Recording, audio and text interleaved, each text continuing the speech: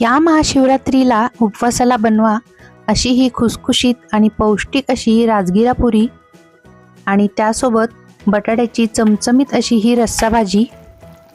तर आधी आपण बटाट्याची भाजी बनवून घेऊ। त्यासाठी कढईमध्ये तेल गरम करायला ठेवायचं आणि त्यामध्ये जिरं घालायचं आहे। त्यामध्ये 1 चमचा लाल तिखट घालायचं आणि 1 बटाटा इथे मी कट करून घेतलेला आहे तो यामध्ये घालायचा आणि थोडासा असा परतवून घ्यायचा।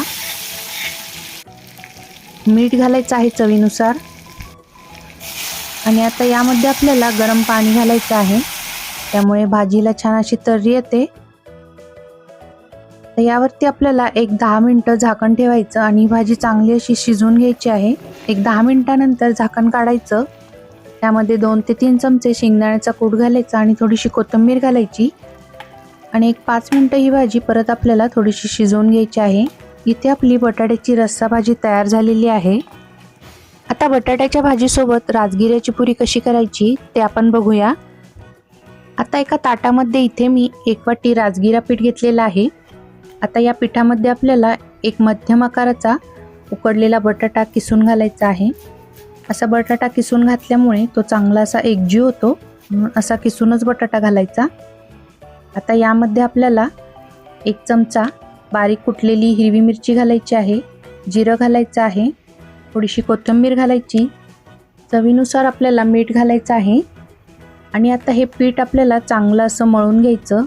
आता या पिठामध्ये पाणी न घालता हे पीठ मळून घ्यायचं आहे, कारण बटाट्यामध्ये जो ओलावा असतो ना त्यातच हे पीठ मळून घ्यायचं आहे। आता हे पीठ जास्त घट्ट पण नाही आणि जास्त सैलसर पण नाही मळायचं। आता या पिठाला आपल्याला थोडंसं तेल लावून घ्यायचं। खूप जर सैलसर पीठ जर झालं ना तर पुऱ्या ज्या आहेत ना त्या तेलकट होतात, म्हणून पीठ जे आहे ना ते थोडंसं असं घट्टसरच ठेवायचं। आता झाकून आपल्याला 5 ते 10 मिनिटं हे पीठ ठेवायचं आहे। 5 ते 10 मिनिटानंतर परत एकदा थोडंसं हे पीठ मळून घ्यायचं आणि या पिठाचे आपल्याला इथे छोटे छोटे असे गोळे करून घ्यायचे आहेत। हे बघा, या पद्धतीने या पिठाचे असे गोळे करायचे आहेत। आता इथे आधी मी सगळ्या पिठाचे हे असे गोळे करून घेते आणि नंतरच मग आपण पुऱ्या लाटायला घेऊ। आता राजगिरा पिठात चिकटपणा कमी असतो, म्हणून पुरी लाटताना ती कडेने चिरू शकते, त्यामुळे असे अगदी हलक्या हातानं ही पुरी आपल्याला लाटून घ्यायची आहे। आता वाटीने असं कट करून घ्यायचं, म्हणजे पुरी एकसारख्या आकाराची होते आणि हे जे बाजूचं पीठ आहे ना ते पिठामध्ये परत आपल्याला मिक्स करून घ्यायचं आहे। जे वाटीने कट केल्यामुळे एकसारख्या आकाराच्या पुऱ्या होतात। आता याच पद्धतीने मी सगळ्या पुऱ्या करून घेते।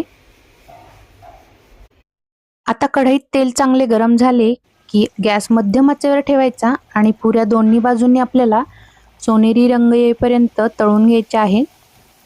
आता असं पुरीवरती आपल्याला वरनं तेल सोडायचं, म्हणजे पुरी छान टम्म फुगते आणि दुसऱ्या बाजूनी देखील ही पुरी आपल्याला सोनेरी रंग येईपर्यंत तळून घ्यायची आहे।